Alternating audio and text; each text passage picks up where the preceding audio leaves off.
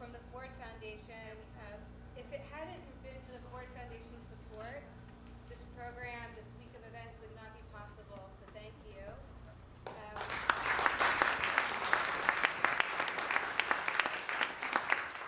We have a couple of other supporters who are here this evening that I would like to thank by name, Jennifer and John Clay, and the Samuel M. Levy Family Foundation. Thank you very much for your support of this program.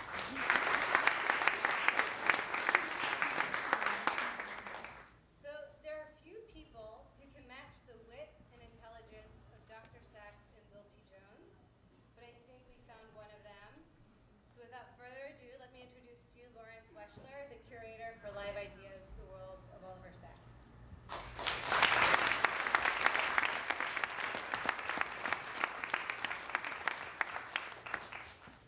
Hello, everybody. Thank you so much, Jean. I don't know about the wit and the intelligence, but I know that the two people you really want to hear from are about to come out, Bill T. Jones and Oliver Sacks.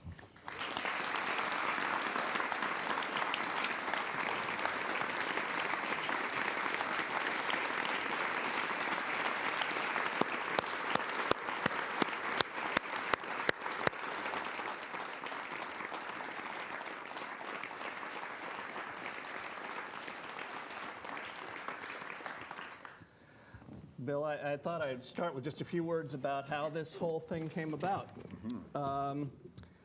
About less than a year ago, the two of us were in a conversation about how you were eager to set up a festival of ideas in what is basically thought of otherwise as a dance or a live performance space, and that we would like it to be kind of bodily inflected, so it could be body politic, body mind, body spirit, and we were talking about exchanging ideas on what we might do, and somehow Oliver's name came up.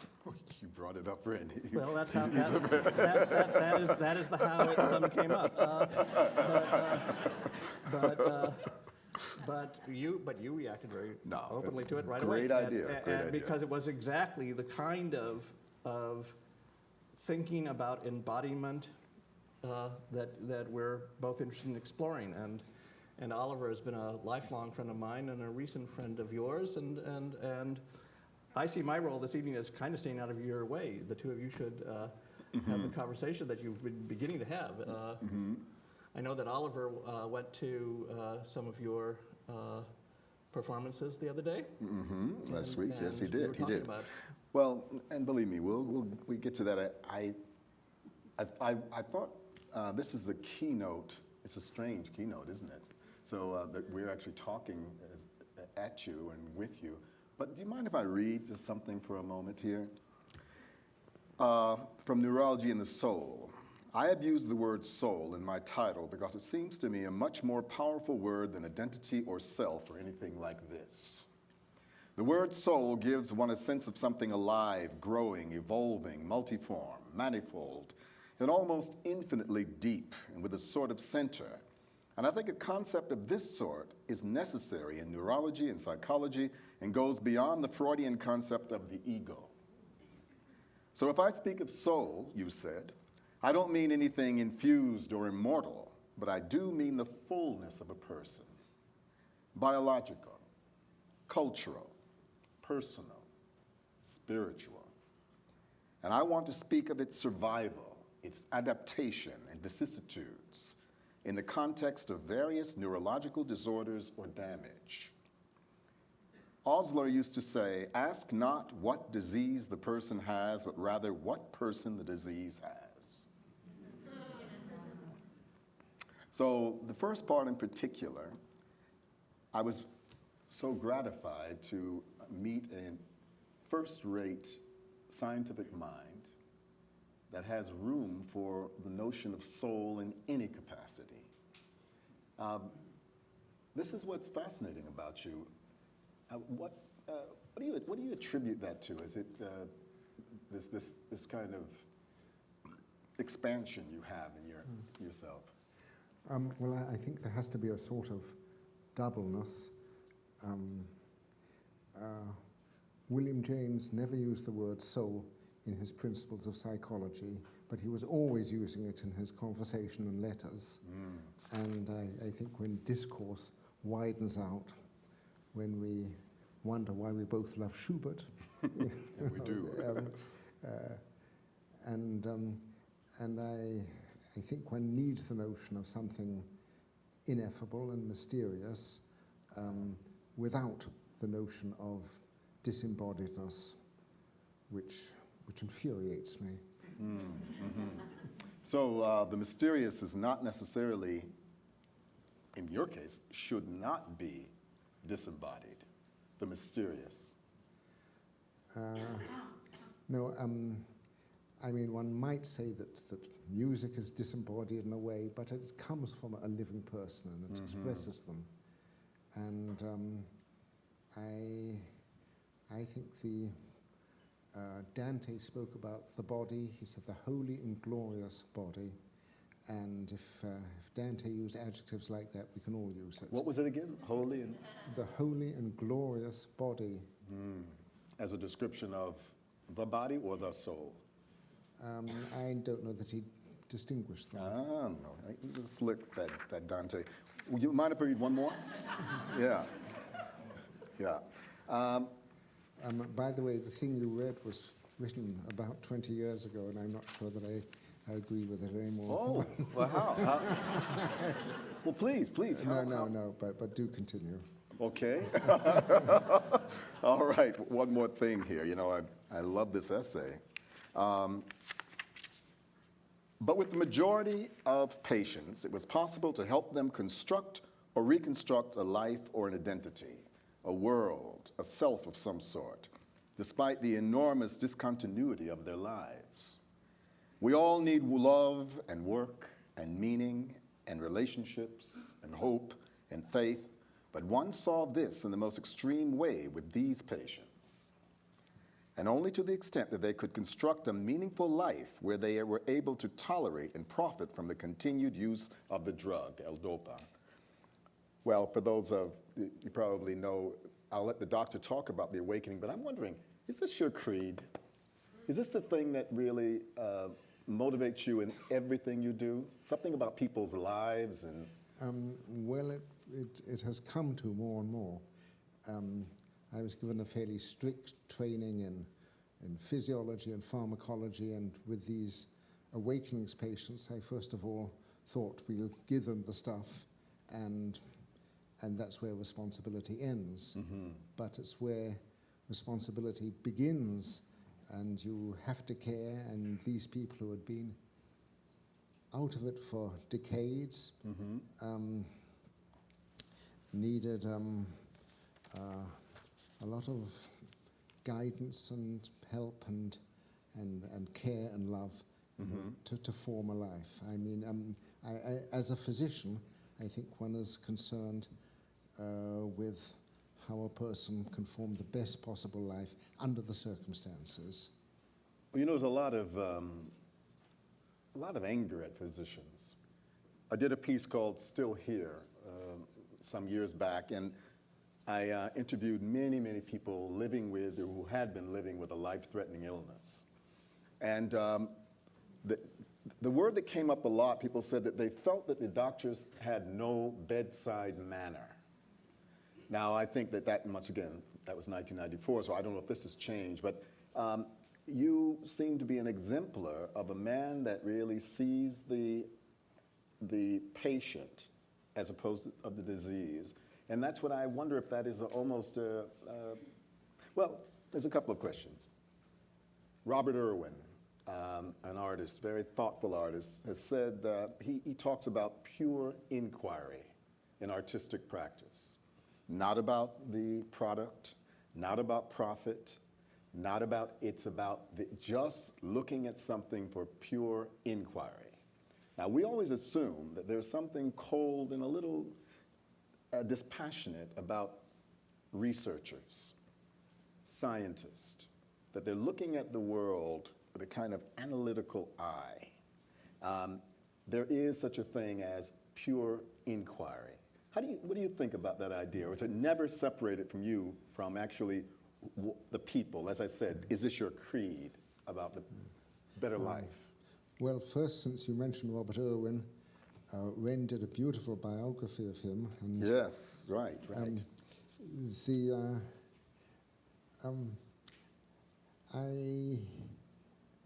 Perhaps one can have pure inquiry in physics or chemistry or mathematics, but I think where living beings are concerned, it has to be modified various ways. It has to be impure by definition. How do you mean, Ren? Well, I mean, human beings are not pure. At one point, Irwin talks about the desert of pure feeling, but human beings don't live in that desert, and it seems to me that the glory, precisely, of what that you were located in Oliver's, the Dante's glory and so forth, the body. The soulfulness of the incarnation of spirit that Oliver's interested in is precisely in the body. That's where the wonder is. It's not like it's outside. And similarly, bodies are particular bodies, and by definition, not pure bodies. Oliver doesn't treat angels; he treats people in their brokenness. I wouldn't know how to treat an angel. And interestingly, Aquinas, who is so much regarded as a church father, found it very difficult to imagine angels. How do they see if they have no eyes? How do they breathe if they have no lungs? And so Aquinas wasn't too hot on pure spirit, but he was very hot on spirit embodied in a life, in a person. Well, I am very close to, I don't know where you're at, but I'm only a generation or so away from people who truly felt that when you cut your hair, you must make sure that you burn it, because your enemies will take that hair and use it to cast a spell on you. People who believed sincerely that you must never, well, my mother said, don't do that, your mother's still living. If you do that, it implies that your mother is dead. So I'm very close to magic, right? So there's something, I know what you're saying, but I don't know, do you believe in magic? Well, it certainly exists psychologically, and if people believe in the power of a curse or a negative suggestion, there's a wonderful Somerset Maugham story called P&O, and a man abandons a woman, and she curses him and says he will never see land again. He is going back to England. And on the boat he develops hiccups, and which first seems comic and trivial. But after 2 or 3 weeks, when he's been short of sleep, he is exhausted, his skin is hanging on him, and it's evident that he's going to die of hiccups. And so he believed in magic. Another story occurs to me. Niels Bohr, the great physicist, had a farmhouse in Denmark, and there was a horseshoe on the door for good luck. And people said, surely you don't believe in that?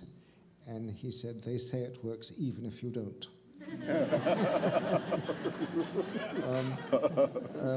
But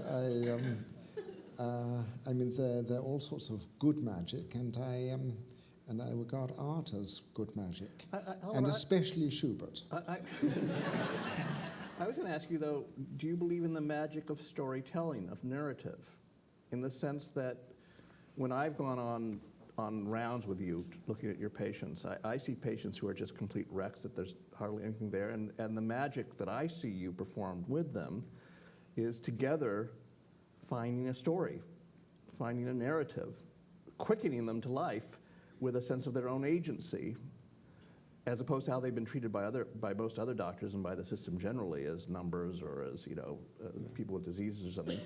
And it seems to me that the real magic I see you perform sometimes isn't so much a cure as giving people a sense of being the protagonist in their own narrative. Does that make sense? Yes, and I And that know- is magic. If you say so. But then I think all art is magic, in that it doesn't lend itself to a complete analysis. See, I don't think I call that magic. I call that technique. I really do. I do. I think that you can hear Laurence Olivier say he's a great master. He just recites Shakespeare, and then the camera comes in close and he cries. A tear comes down. Okay, a wonderful thing happened. Beautiful language, great artist. Suddenly, we're all moving, and he just comes out of it and says, that's how you do it, right? I think that is, and I think the doctor is inspired, is what I'm trying to get at is, I think he has great technique, but I'm trying to understand the man behind it and what that man actually feels about the horror show that is life. And I think one of your responses is the way you take care of people and the way you encourage us to look again at the world. Am I just like jerking your chain? Well, when people would come to the hospital in the Bronx where I worked for 40 years, where awakenings occurred, and they would see people paralyzed, blind, aphasic, the first feeling was sometimes horror. And sometimes people would flee and say, forget it, I don't want an appointment here. One has to sort of get beyond that. But then one might say, Darwin was very conscious of some of the horrors in life of wasps which lay their eggs in other insects, which then devour the wasps. And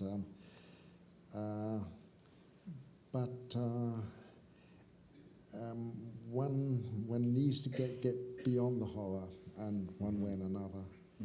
And I think one usually can. Yes, no, I have faith that we can.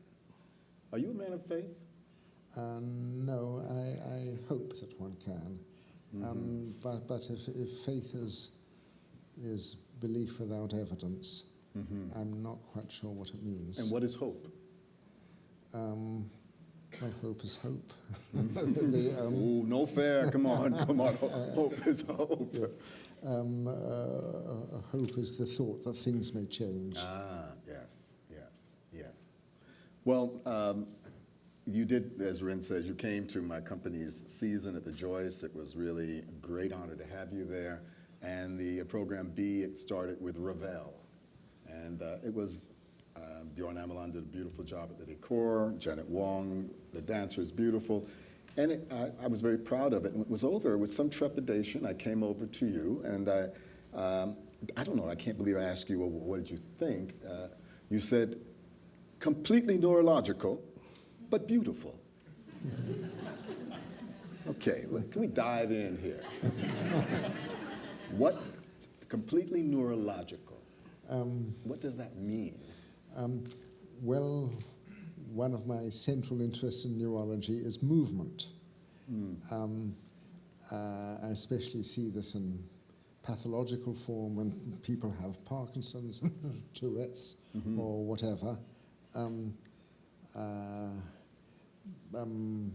I see movement which has gone wrong in some ways, but you show movement which has gone beyond walking and regular movement into some higher realm of intricacy. The speed, the agility, the timing of your people was incredible. I am just diving in midair and then being caught miraculously. I mean, if people had been a millisecond out, they would have broken their neck, or at least I partly had that feeling.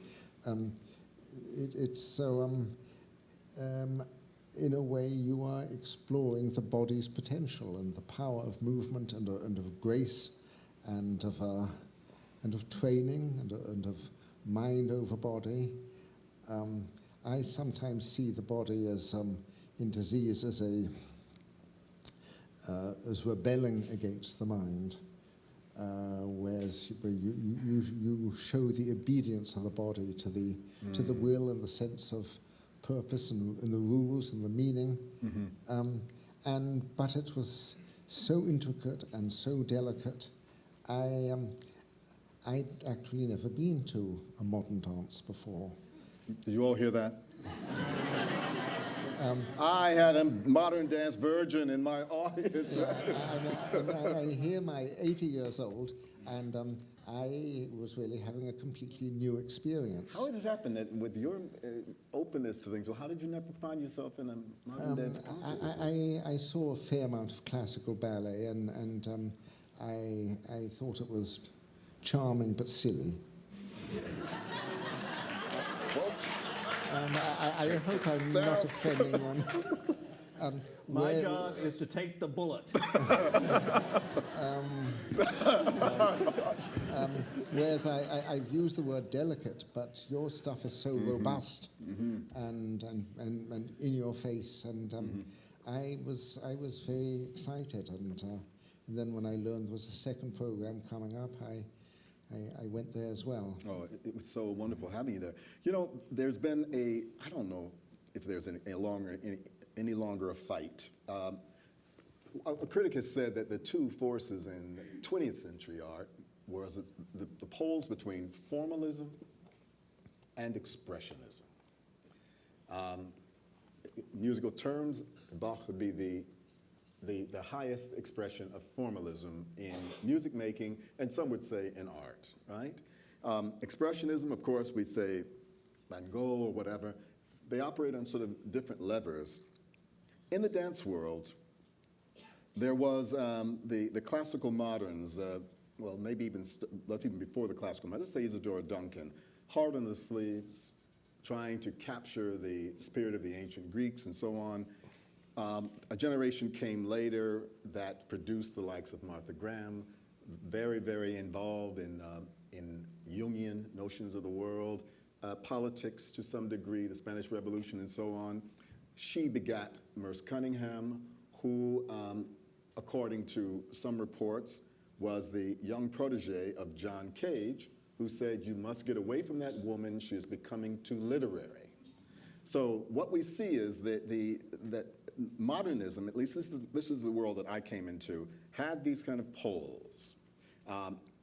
That which was too expressionistic, too imbued with emotional information or something extraneous to the elemental act of time, space, gravity, was somehow they're less than. Therefore, there is the cult of Balanchine, who happens to be also my favorite choreographer, and I love very much Merce Cunningham.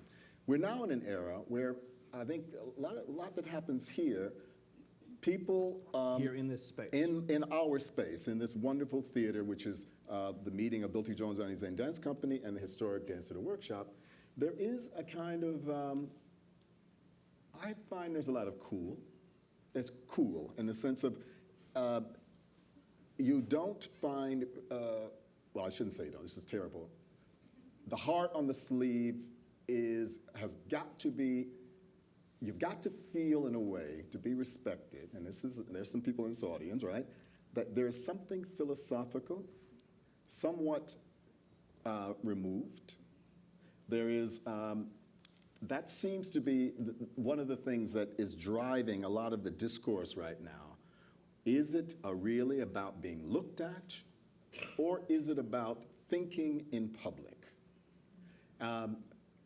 No longer formalism, but a certain kind of attitude towards expressivity. And this is where this question of what is mysterious, what is beautiful. You love Bach.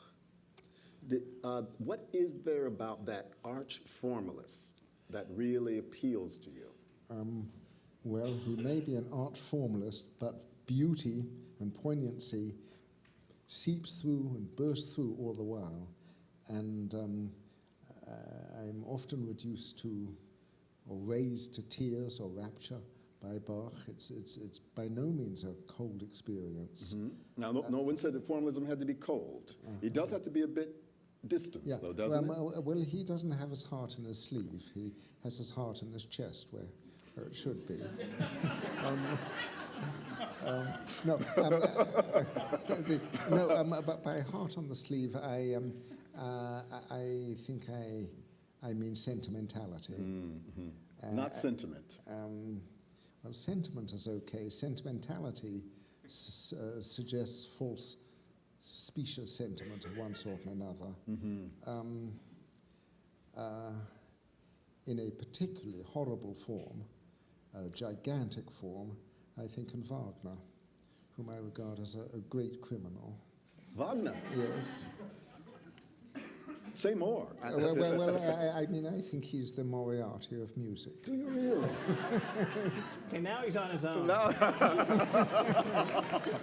So who was it? Not Brahms, who says that he'll be having a nice day and then he'll hear a little bit of Wagner and it'll ruin his whole day.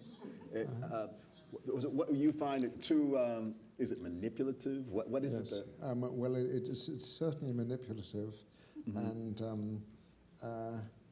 it's unreal. They're these huge, heroic, and divine figures, and I like some of the early Wagner, the Meister singers. It's about real people, but it is so overblown and inflated, and yeah, no, I get moved in a way which I can't bear. I mean, I feel ugliness taking hold of me. Walk with me, Lord. Walk with me. Walk with me, Lord. Please walk with me while I'm on this teacher's journey. Walk with me, Lord. Walk with me. Hold my hand, Lord. Hold my hand. Hold my hand, Lord. Please hold my hand. Now, I'm manipulating you now. Huh? Yeah. You know, you're full of surprises. Look who I'm talking to. A couple of years ago, I was in the old Abyssinian church, which has a wonderful gospel choir, and I, an old Jewish atheist, was ready for conversion. But that's the power of song. Well, and that's the only reason I brought that up is because this is the area that I have been at since I wanted to get into the club of being considered a good artist, right? I have a series of improvisations that I do called The Sweet Impediment to Greatness. And I dance to Al Green. I dance to anything that gives me a feeling, and I just let go. And I call it the sweet impediment to greatness because it can't be great because it is so available, so emotional. And yet this is the same man that loves Bach, loves Balanchine, and it's trying to find the voice. I don't know, do researchers like yourself, or doctors, scientists like yourself, do you find a voice, an authentic voice? I hope I have a voice. Is that what you're asking? Well, I'm saying, is that even a preoccupation of your world? Finding that singular, expressive voice? I think it's not, but I think it's one of my preoccupations. Could you talk about it a little bit? I love good science and solid science. I get Science and Nature every week. I was turned on a couple of hours ago by reading of some new thoughts about the universe, but there is usually not a voice behind strict scientific writing. It's some reasonable prose, it's grammatical, it's logical, but it doesn't really have much of a personal note, Sometimes it will use the passive voice, so instead of saying I did something, they say something was done. And I think sort of the self may be excluded. Well, ego is suspicious in your world, isn't it? I mean, you're supposed, it's not about what I have found, but what has been found, correct? Yes. That's the difference, right? Yeah, and therefore in the art world, I think oftentimes we don't have the respect of the scientific world because it does seem like a lot of egos run rampant. What do you think about that idea? Well, you're certainly freer to express yourselves. There's many neurologists around the age of 50 or so have what I want to call a Lewis Thomas crisis. Lewis Thomas was a very fine medical researcher, and when he was 50 or so, he looked back on his oeuvre. I never know how to pronounce that word. It sounded good to me. His operas. And he saw 200 impeccable scientific papers, but he felt he had not expressed himself. And he then changed and started writing essays. And at first he tried to write an essay to program it and order it in advance like one of his articles, and it didn't work. And then he allowed spontaneity to take over.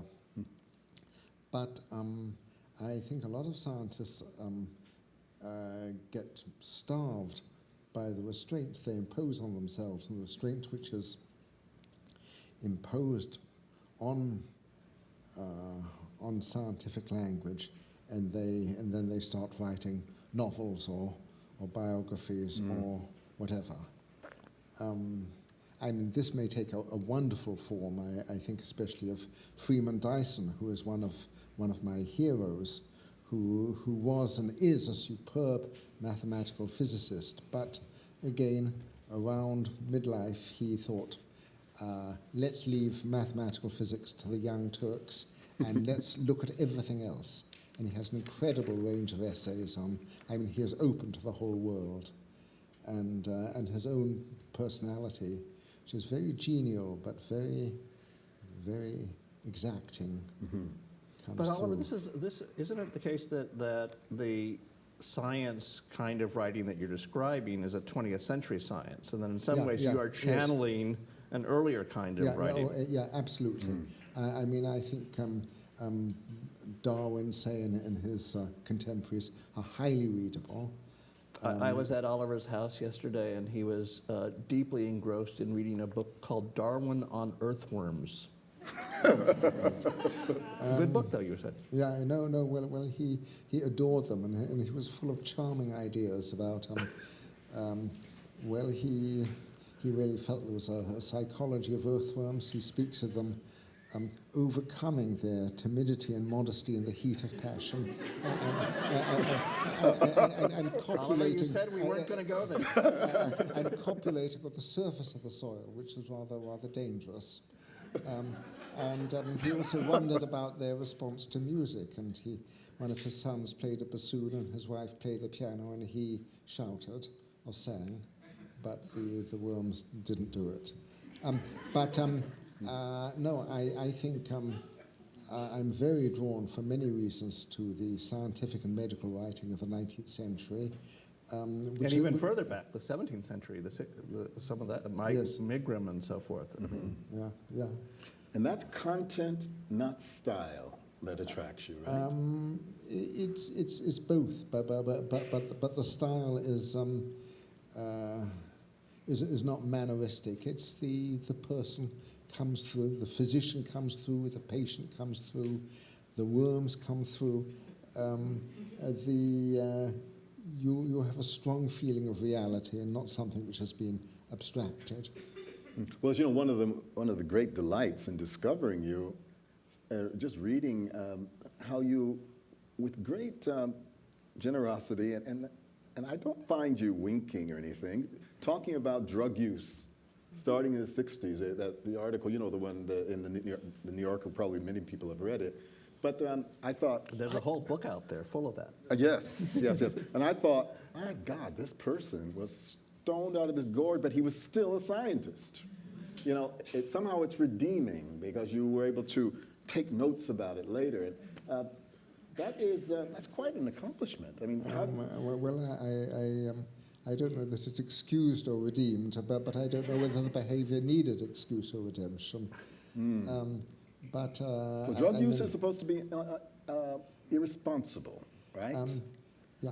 Well, I would certainly sort of not recommend anyone to, and I use drugs in a particularly foolish way, often with high doses and by myself. But nearly half a century later, I think why not be open about this? I'm very glad to have survived. A number of my friends didn't.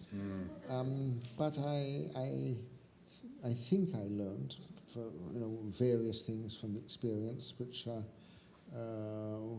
I think it is a way of looking into the brain and the mind, and I think it helped me understand what some of my patients I was going to ask, to what extent did the fact that you walking into Beth Abraham in 1969 and coming upon some of these human statues who seemed different from the other patients, to what extent were you able to infer a kind of life inside them because of the drug experiences you'd had 5, 6, 7 years earlier? I'm not sure how to answer that question. And I was, I mean, they clearly weren't in coma. They were in some sort of state or condition I'd never seen before. But states that were similar to states that you had been in on some of your trips? No, I had an experience or two of catatonia myself. I don't think I mentioned that in chapter 6. But this was a sort of protective reaction, whereas these patients, many of them had been catatonic on a physiological basis. What excited me very much was when some of the nurses said they knew these people were alive inside because they could respond to music. They might not be able to talk, but they could sing. They might not be able to take a step, but they could dance. And they might not be able to initiate, but they could respond. And which is what I found. And that was, by the way, the nurses who told you that, not the doctors. No, not the doctors. The nurses were much closer to the patients. They were much better observers. And they saw it all. And they weren't clued into a diagnosis and a pill. You know, that's a very interesting direction. I'd like to just pull back into a preoccupation of mine, and I think you heard our splash video about the cultural, political, spiritual of our times. It says here in Neurology and the Soul, it is very interesting and important and humbling and edifying to find oneself in a minority. One of the first things I heard I learned about you was that you were not so interested in politics, but were greatly interested in social justice. Now, I added that. Social justice in the sense that you identify new minorities. Well, they're not new. Tourette's community, Parkinson's, blind, deaf, whatever. But what about this distinction between politics and social justice? Well, for me, a life-changing or consciousness-expanding experience came on in 1986 when I was sent a book about the history of deaf people and how they had been misunderstood and pushed around one way and another. And then in 1988, there was the revolution of the deaf at Gallaudet University, when a university for the deaf, and the students were outraged at having a hearing president imposed on them. and they had placards saying, "Deaf prayers now." Well, I went down with a pad and pen, I always have, taking notes while the students were marching on the Capitol, and one of them grabbed my arm, linked it, and said, signed, "You're with us." Did they assume you were deaf? No, but they, I was honorary deaf. Ah. Yeah. And so, and in fact, on the paperback, on the back of my book, Seeing Voices, it has a picture of me marching with the deaf people. I'd never marched before. I only marched once after that, which was in the same year, when people with Tourette's syndrome converged to a meeting in Cincinnati. Many of them had never met another person with Tourette's, and many of them were frightened. People with mild Tourette's or people with severe Tourette's wondered if that would happen. People were afraid of catching each other's tics. Catching it? Yeah, which can happen because there's a strong imitative quality one can have in Tourette's. The governor of Ohio had declared it Tourette Awareness Week. But on the Sunday morning, one of their number, went to Wendy's, and he sort of ticked and barked and cursed a bit, and they said, "Get out." And he said, "I have a neurological disorder. It's called Tourette's syndrome," and the governor declared it Tourette Awareness Week. And they said, "Fuck the governor, get out." And he came back to the group, and the group was outraged and enraged, and then they, or we, because I was with them, they marched 200 strong, ticking and cursing on Wendy's. and Wendy's was never the same afterwards. So these are the only two, if you want to call them political. Well, no, that's what I'm saying. I think it's more about social justice. Is that a real distinction? Politics and social justice. What is fair?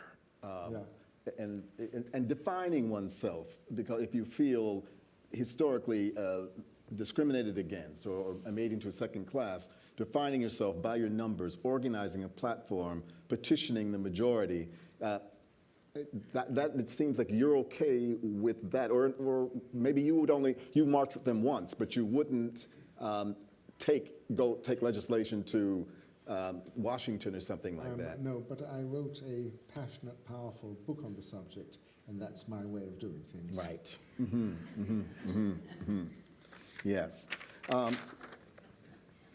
So we said you said neurological and beautiful.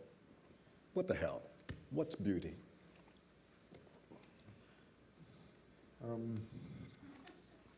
Keats said, "Truth is beauty and beauty truth."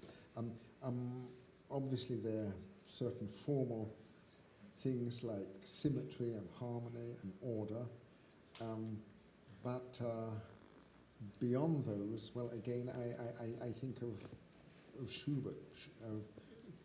There are Schubert songs which have an overwhelming tenderness, and they tear me apart, and I want to scream or cry. And I think beauty can be agonizing and excruciating.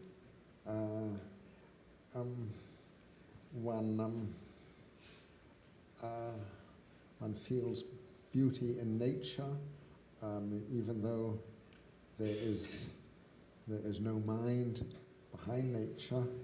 And are you sure? Yes. And there you have it. Well, there you are. This is one area where I have a closed mind.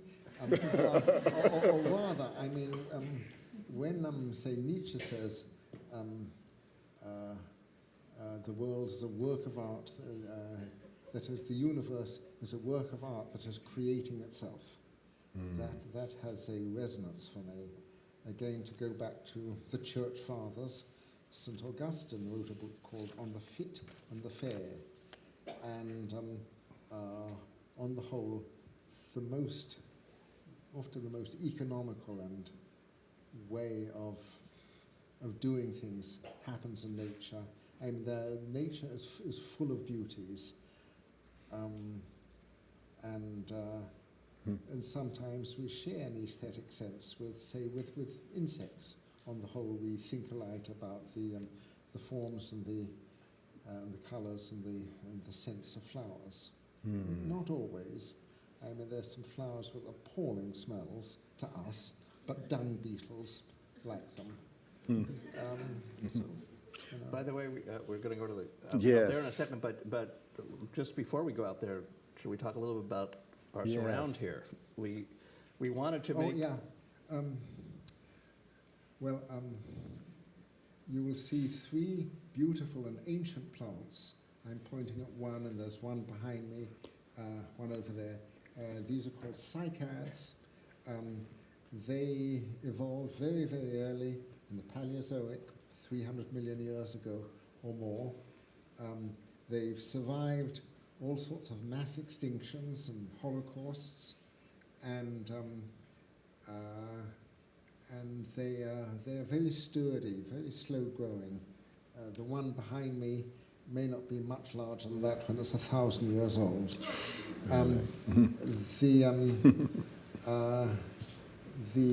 Some cycads are threatened because their seeds are used for food.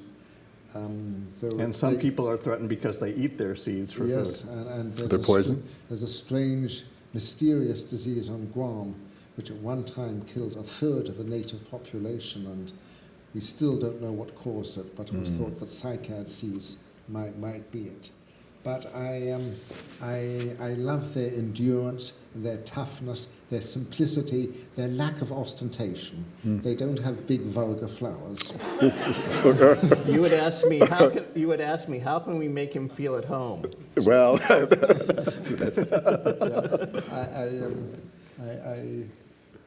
I love a green world, and I often have dreams of being in some prehistoric forest. but for me, you know, when I directed our wonderful staff to procure these from the Brooklyn Botanical Garden, is that right, Jenny? Yes. Let's hear it for Brooklyn Botanical Garden. The idea was, I thought it was like you know, your interests are so broad. You have a poker face. You're able to the mind, the information, but you have something playful and like a wink in it. So I thought this was a little like when people walk in and said, "What the hell? Is this like a corporate retreat that we're going to?" Right? Or a Victorian sanitarium, where we're three Victorian gentlemen sitting and talking. So it was sincere, but it was tongue in cheek about, in a quote serious art space, to quote decorate it with. And there are no ferns. I've been telling people these were ferns. I am so humiliated. Well, I think you often have tongue in cheek, and this is sometimes apparent in the sort of sudden, wonderful, unexpected things which occur, and which I also like to bring in, although I may be less allowed to do so. Now we're going to open to, but I want to ask one question more. When I hear your amazing education, what you have, I mean, who was it? Jacques Barzon said, "Culture is the well-stocked mind." And then I'm thinking, you live in the same world that I do. How do you feel about literacy? I mean, it's big, but is the world getting dumber as far as you're concerned?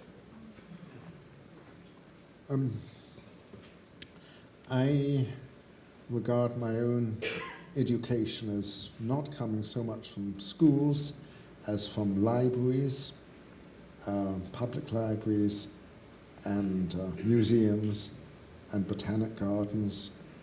I've been horrified to see the closing of some public libraries, local libraries in England and here.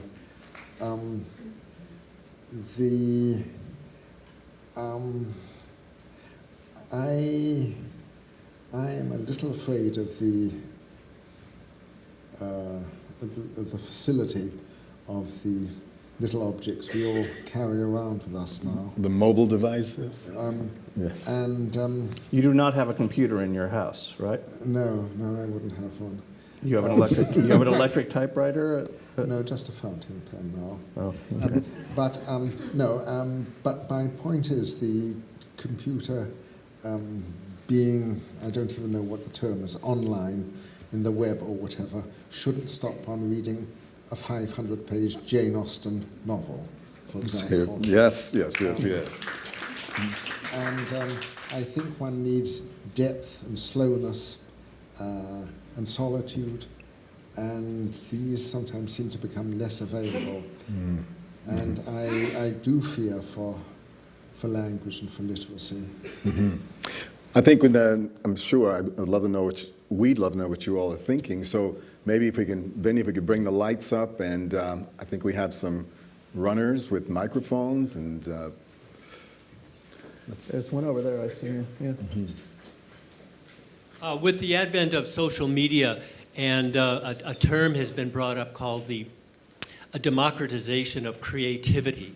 Now, on the surface, that sounds inclusive, but from speaking tonight, it does tend to devalue creativity in terms of those that have dedicated their lives to music, dance, because on YouTube, you can become an instant filmmaker.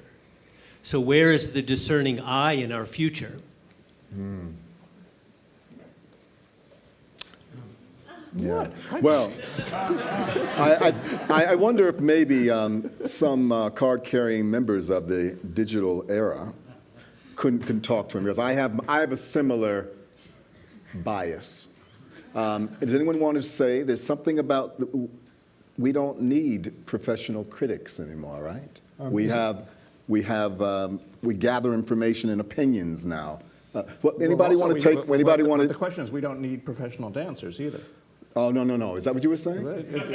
No, you were saying just the opposite. No. He was saying, no, in other words, he was saying that the democratization. With reality TV and the blogosphere, we really are, the democratization of creativity is a really tricky thing because it's inclusive, yet it devalues people who are dedicated to a life of developing that critical Well, analysis. I think you're saying, I feel that's an evil.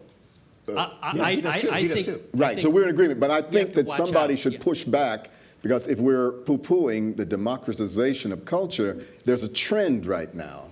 Yes, you can put up a 3-minute video that will have a couple of million hits like that. And you're saying that is short-circuiting or taking a shortcut. Anybody want to, take issue with that? Well, the question is, for me, is like the beauty is there's an empowerment of the individual in ways that they might not have been able to. Do we need, David has a beautiful voice, do we need the mic? Yes. Okay. Yes. Yes, they say yes. Can we bring the mic, please?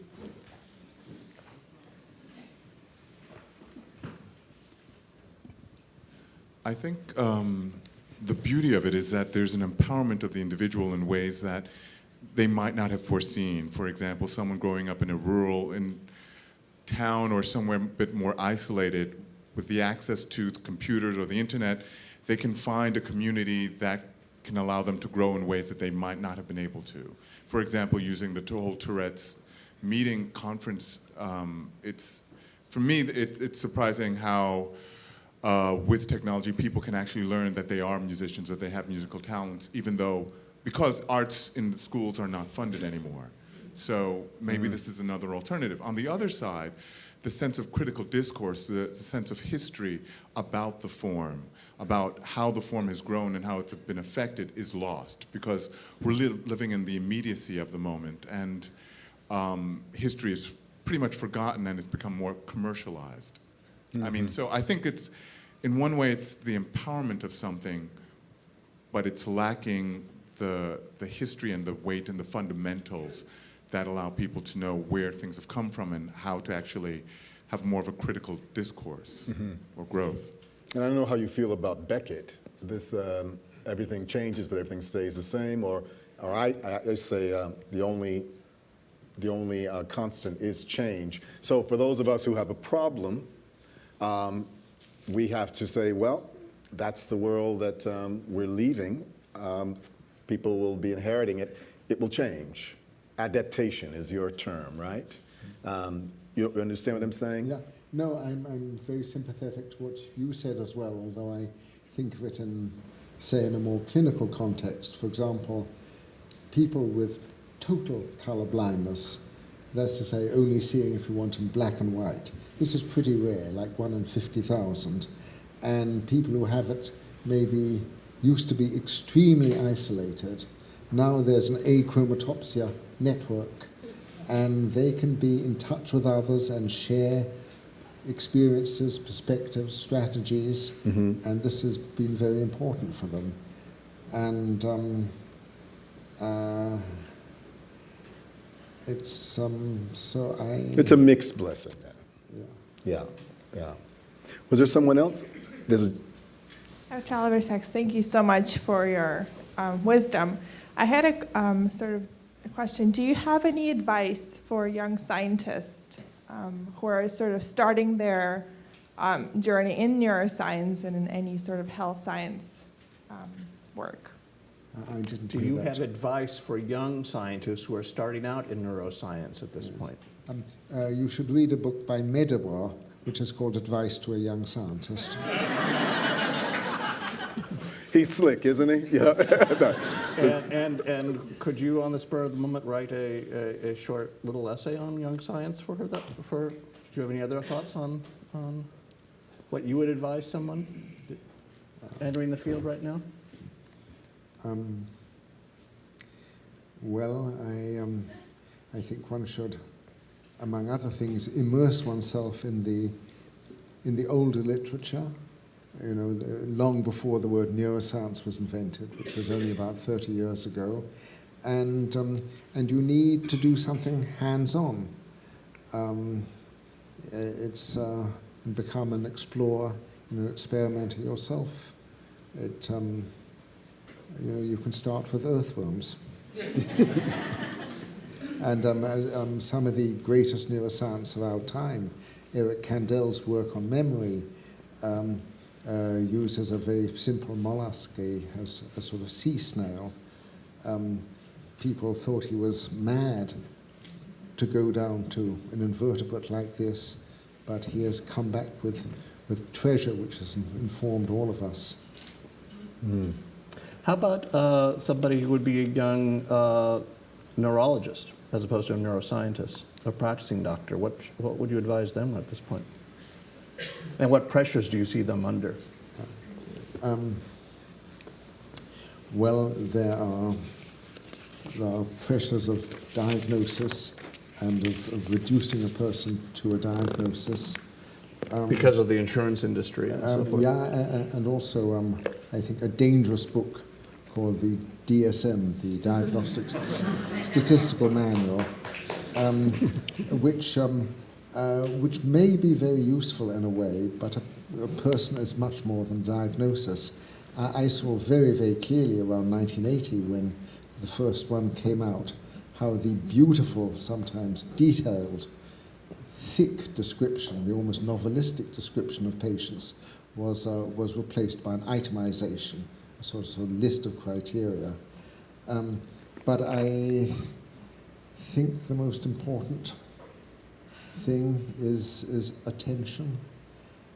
When I get letters from people, if I'm going to see them, I always make a point of saying, I promise you nothing but attention. And I think that word attention embraces all that is good. Now, I see the sign over there that says wrap up, but is there anybody with a burning and eloquent question? I can't promise this is eloquent, but But it is burning. But it is actually burning. Having read Oliver, having read your book Musicophilia, and having a wonderful dancer in the room, I'm curious if there's any commentary on. So the Musicophilia, my interpretation was, how does the mind perceive music and create music? I'm curious, how does the mind create dance? Magic. That's it, folks. We're out of here. Thank you. Thank you all very much. Thank you. Thank you.